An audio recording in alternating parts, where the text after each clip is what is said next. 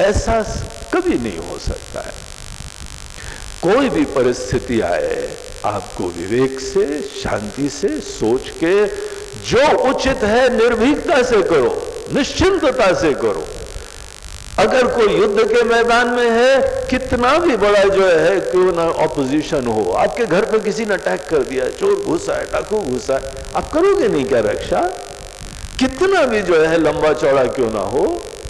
कई बार अकेली महिला, अभी हमने पढ़ा है एक छोटा बच्चा 13 साल का, उसकी माँ जो है वो गई थी काम पे, वो घर में अकेला था, बहुत बड़ा घर था उनका यूएस में, और वहां घर भी इतने बड़े बड़े, बाहर लॉन्स हैं, एक घर दूसरे घर से भी दूर है, इस टाइप का वो इलाका था।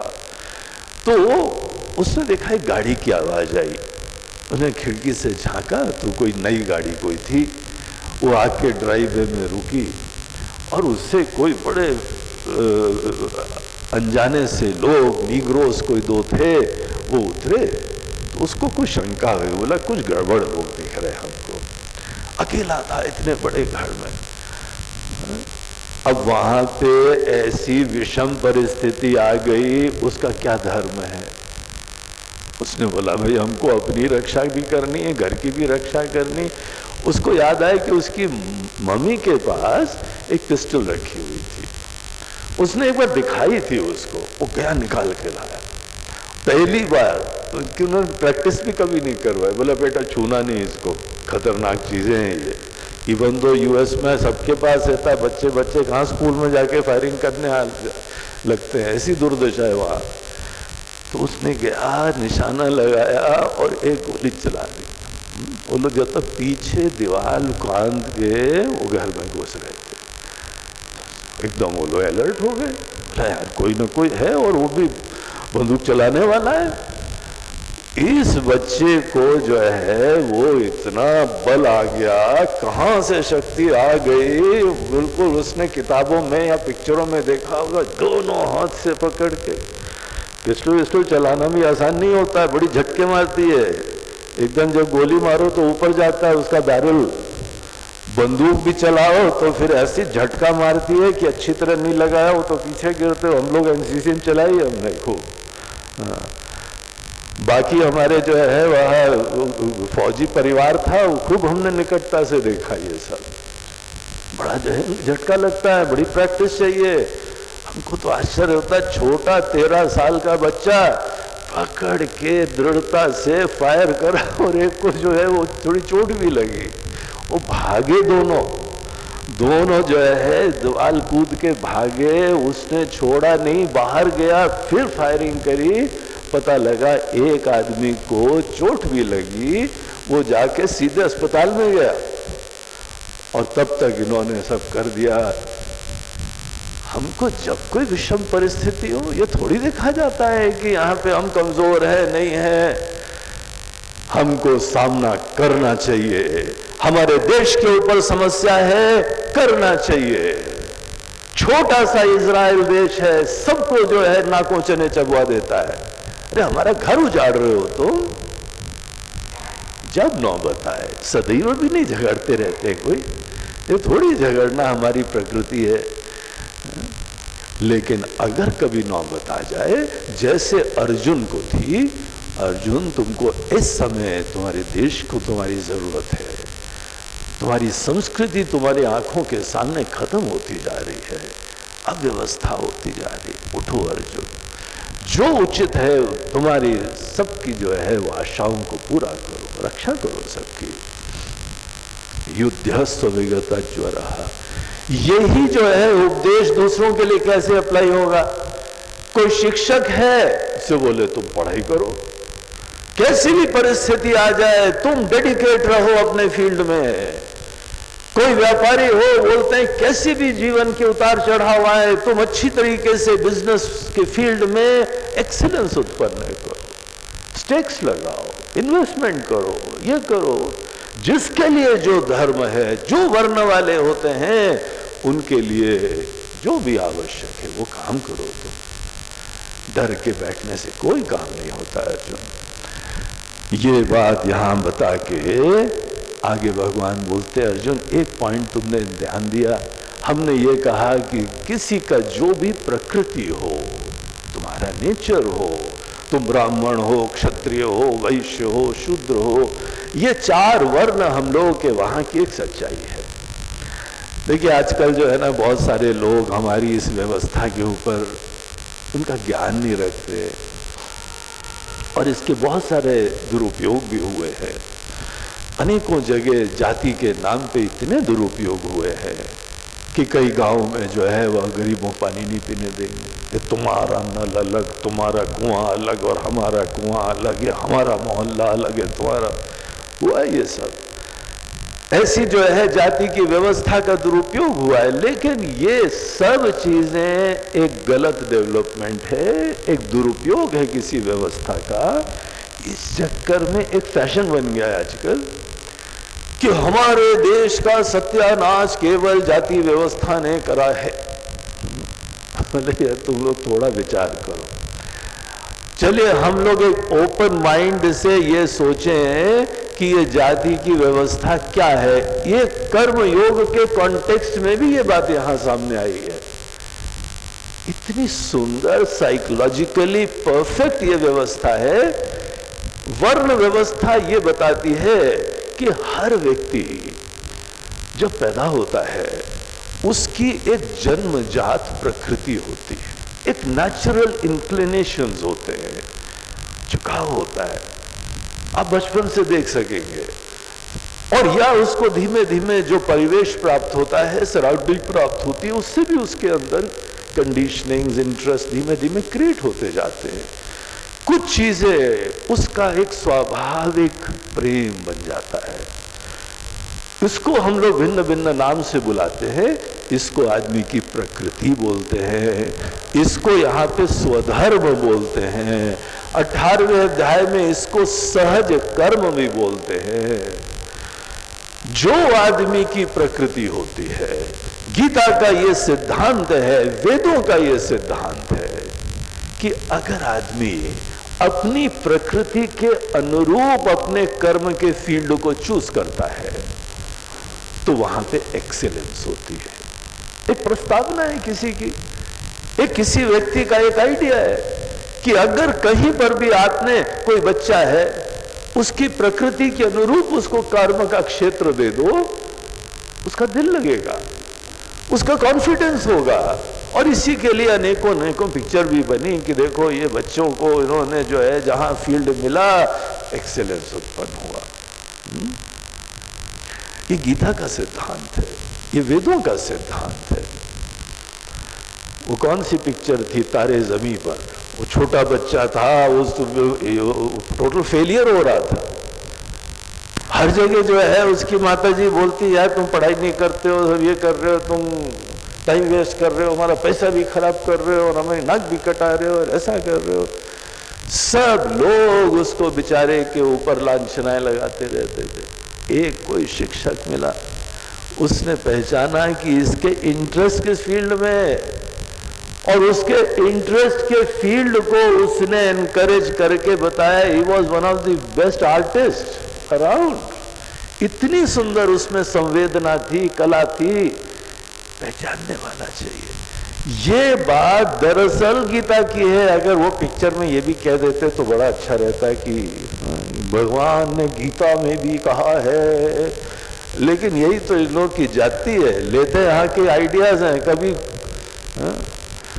क्या बोलते हैं आजकल, इंटेलेक्चुअल प्रॉपर्टी राइट्स। तो यहाँ पे इंटेलेक्चुअल प्रॉपर्टी राइट का इनके मुकदमा ठोकना चाहिए।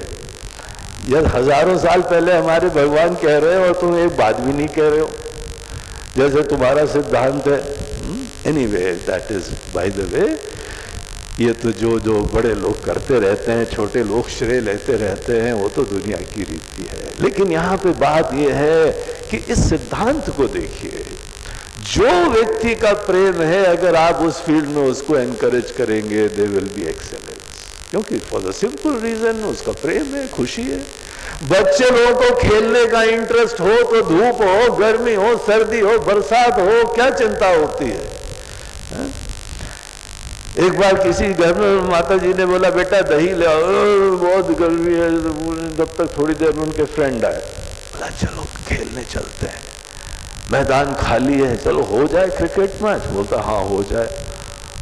मम्मी ने बोला कि बेटा अभी तो धूप थी, अभी तो लू लगने के चांसेस थे, अभी क्या हो गया तुमको? बोलते नहीं मम्मी टोपी लगा लेंगे और ऐसा कर लेंगे। आदमी का जब खुद प्रेम हो तो उतार चढ़ाव मैटर नहीं करते हैं, चैलेंजेस मैटर नहीं करते हैं, चिंता नहीं होती है। हर व्यक्ति की यूनिक प्रकृति होती है, हम सब लोग यूनिक हैं, चेहरे से भी यूनिक हैं और मन के जो भी प्रकृति है यूनिक प्रकृति सबकी। हमको तो आश्चर्य लगता है कि भगवान का जो प्रोडक्शन लाइन है कितना यूनिक है। किसी फैक्ट्री में बनता है ना, सब एक ही जैसा बनता है। आज हमने फेसबुक में एक बहुत बढ़िया कार्टून देखा, बोला जिस समय भगवान जो है बाकी दुनिया को बना रहे थे, इंसानों को बना रहे थे, तो भिन्न भिन्न बनाया, फिर करते करते थक गए, फिर चाइनीज प्रोडक्शन चालू हुआ, सभी एक जैसे। अब किसी ने मजाक में वो कहा था, लेकिन यहाँ पे इतनी बात अवश्य है कि हम और आप जैसा कोई नहीं है दुनिया में, है ना? What a beautiful way of looking at everyone. हर इंसान बहुत यूनिक है, उसकी जो प्रकृति का एग्जैक्ट कॉम्पोजिशन है, इट इज अनपैरेलल्ड। तो हम उसके ऊपर अपने आइडियाज थोपें, इससे अच्छा है उसकी प्रकृति पहचान के एक माली की तरीके से हम सिंचित करें, जल खाद जो भी देना है, और उस पुष्प को यहाँ पल्लवित होने दे, पुष्पित होने दे। ये ही यहाँ पे जो है हम लोगों की शिक्षा संस्कार का तरीका हुआ करता था। वो चीज यहाँ पे भगवान आगे बताते हैं, अर्जुन हर व्यक्ति की प्रकृति होती है, कोई ब्रह्म ज्ञानी भी हो जाए ना, उसकी भी प्रकृति होती है।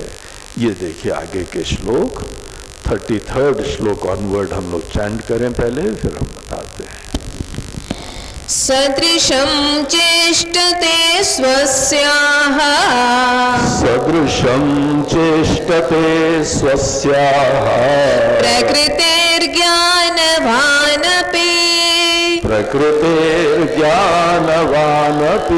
प्रकृतिं यान्ति भूतानि,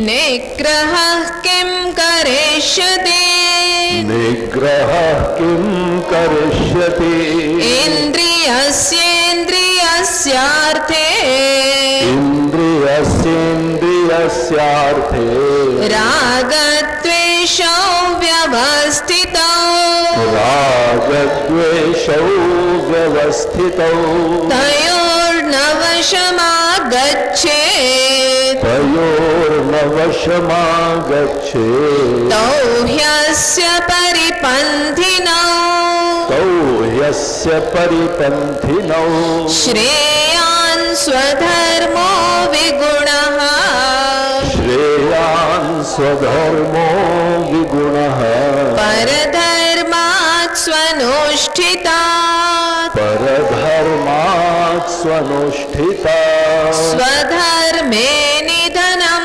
श्रेयः, स्वधर्मे निधनं श्रेयः, परधर्मो भयावहः, परधर्मो भयावहः। इन श्लोकों के साथ ये जो कर्मयोग के उपदेश का मूल सेक्शन है वो समाप्त होगा। यहाँ पे भगवान अर्जुन को बोलते हैं कि अर्जुन ये प्रकृति का जो रहस्य है इसको अच्छी तरह समझो, बहुत इम्पोर्टेंट है। हम लोगों के ये शास्त्रों का पार्ट है, हमारी शिक्षा का पार्ट है, हमारे संस्कारों का पार्ट है, हमारी पूरी संस्कृति का यह पहचान है। इस पॉइंट को अच्छी तरह समझना चाहिए। सदृशम चेष्टते स्वस्याः प्रकृतेः ज्ञानवानपि।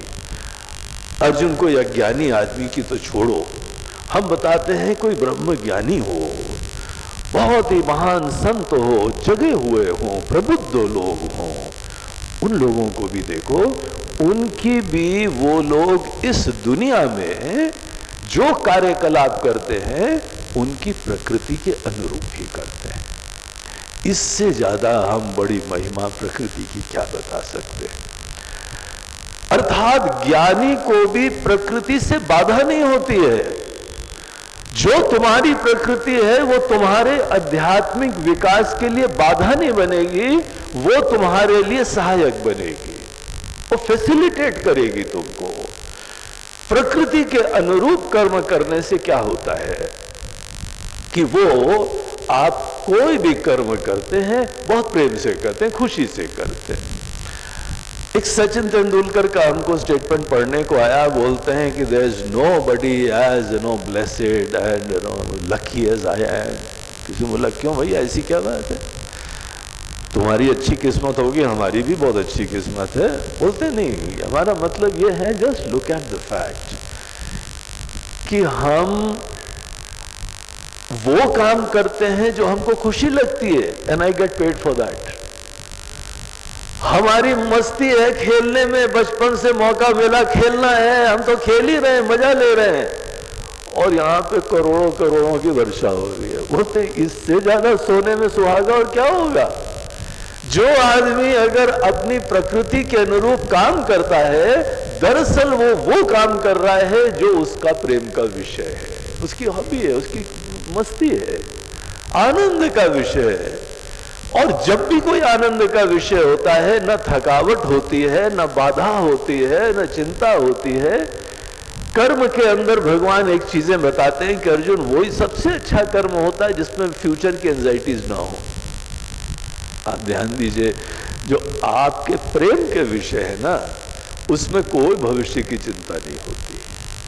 जब आप अपने प्रेम के विषय को फॉलो कर रहे हैं तो आपके अंदर कोई ईगो इश्यूज नहीं होते हैं, आपको तो खुशी मिल रही है। जितने विकार हैं वो सब साइडलाइन हो जाते हैं, सब बाधित हो जाते हैं अगर आदमी अपने अंदर बड़े प्रेम से खुशी से कोई काम कर रहा है। ये सब बर्डन होता है, अपनी नाक ऊपर करके जीना एक बहुत बड़ा बर्डन होता है। इसीलिए कोई आदमी जब बाहर जाता है ना तो फिर ऊंचे ऊपर करके जहां घर आए तो नीचे रिलैक्स हो गया, चलो यार निपट गया, अब तो हम वही पजामा या लुंगी पहन के आराम से कर सकते हैं। बाहर जाने के लिए सूट बूट सब दुनिया भर का वो शो करके, जो आप हैं यथावत है वो होने में कोई प्रॉब्लम नहीं है, कोई बंधन नहीं, कोई टेंशन नहीं। इतना प्रेम का विषय, हर आदमी अगर हर फील्ड में अपने प्रेम को फॉलो कर रहा हो तो वहां पे किसी मनुष्य के मन में कोई विकार नहीं आएगा। तो अर्जुन अपनी अपनी प्रकृति है, तुम्हारी प्रकृति को पहचानना है। और यहां हमारे शास्त्र बोलते हैं कि देखिए, जब भी किसी व्यक्ति को अपना कर्म का फील्ड चूज करना हो तो फाइनली उसको ये देखना पड़ता है कि ये चीज हमारे दिल से निकल रही है कि नहीं निकल रही है। कई बार हो जाता है जो हम चाहते थे वो नहीं कर पाए, मजबूरी में कुछ करने लगे। एक फौजी सज्जन हमको मिले, वो बनना चाहते थे डॉक्टर, नहीं बन पाए, नहीं एडमिशन हुआ, मेडिकल में एडमिशन नहीं हो पाया, बेचारे फौज में भर्ती हो गए। रिटायरमेंट के बाद सबसे पहला काम ये करा कि बिहार से कहीं पे कौन सी यूनिवर्सिटी से होम्योपैथी के डॉक्टर का सर्टिफिकेट लाए और अपनी छोटी क्लिनिक रखी और बड़ा बड़ा सा लिखा डॉक्टर फलाने फलाने। और उसके बाद जो आनंद उनको आया है, फौजी अफसर बन के नहीं आया था वो काम करने में जो उनकी मन में चाह रह गई थी, जो उनका प्रेम था, जो प्रकृति थी, वो कार्य उनको करने का मौका मिला। जो भी आदमी की प्रकृति होती है, हम लोग की वर्ण व्यवस्था, कास्ट सिस्टम केवल ये है a realisation of a fact कि हर आदमी is casted in a particular mould. हर आदमी की कुछ ना कुछ प्रकृति है, प्रकृति जैसी है उसके हिसाब से कर्म करो। ये सो अच्छा सिद्धांत है। और इसके ऊपर लोग कीचड़ उछाल रहे, हिंदू धर्म को ऐसे मुसीबत हो गई। बोलते यार तुम लोग भी विचित्र प्राणी हो। हाँ, ये हम जानते हैं कि कास्ट सिस्टम का दुरुपयोग हुआ है। दुरुपयोग तो हमारी डेमोक्रेसी का भी हो रहा है, दुरुपयोग तो हमारे लोकतंत्र का हो रहा है। 60-65 साल हो गए, अभी भी यहाँ पे गरीबी है, रोडें नहीं है, स्कूल नहीं है, हॉस्पिटल नहीं है, और जो एक बार जो है नेता बन जाता है वो 7 पुश्तों का जो है उसका काम बन जाता है। ये दुरुपयोग नहीं हो रहा है क्या? डज इट मीन कि हम लोकतंत्र को उठा के फेंक दें? लोकतंत्र ही गलत है? हो सकता है थोड़ी बहुत करेक्शन करना पड़े, but it's a good system by and large. यहां पे सब लोगों की भावना का परिचय मिलता है। दरअसल एग्जीक्यूशन गलत हो रहा है, उसमें इंटेंशंस गलत है, लोगों के स्वार्थ की प्रधानता है। तो कोई सिस्टम में दोष नहीं है, वर्ण व्यवस्था में दोष नहीं है, ये कास्ट सिस्टम में दोष नहीं है, दोष उसकी दुरुपयोग में होता है। दुरुपयोग ठीक करो। ये थोड़ी है कि throwing baby along with the basket, उसको भी फेंक दो क्योंकि इसके वजह से हो रहा है।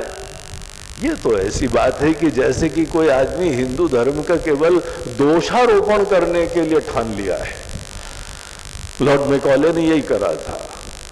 अंग्रेज लोग ने दुनिया भर में राज्य करा, this is the only land जहां पे लोगों का दिल नहीं जीत पाए लोग। तो ब्रिटिश पार्लियामेंट में चर्चा हुई, क्या ऐसी क्या बात है, अफ्रीका को जीत लिया, ऑस्ट्रेलिया को जीत लिया, अमेरिका को जीत लिया, सिर्फ यूरोप को जीत लिया, ये हिंदुस्तानी क्यों बचा हुआ है?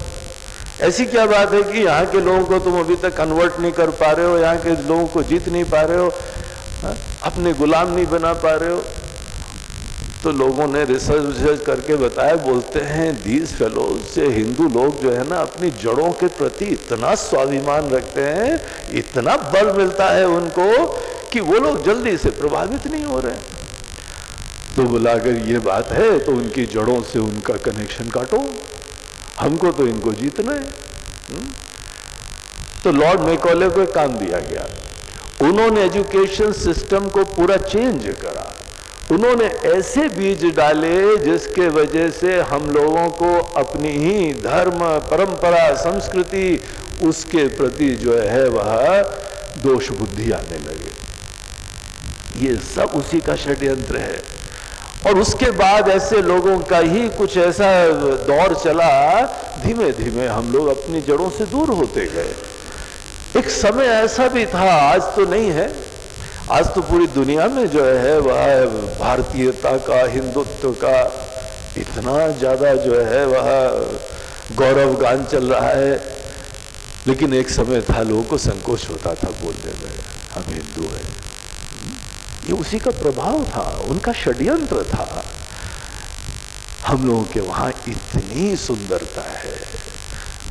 अनेकों दार्शनिकों से पूछा गया कि जो जर्मन फिलोसोफर शोपेनहावर थे, उनसे पूछा गया कि आपने दुनिया भर के दर्शन पढ़े, कौन सी आपको सबसे महान सोच दिखाई पड़ी?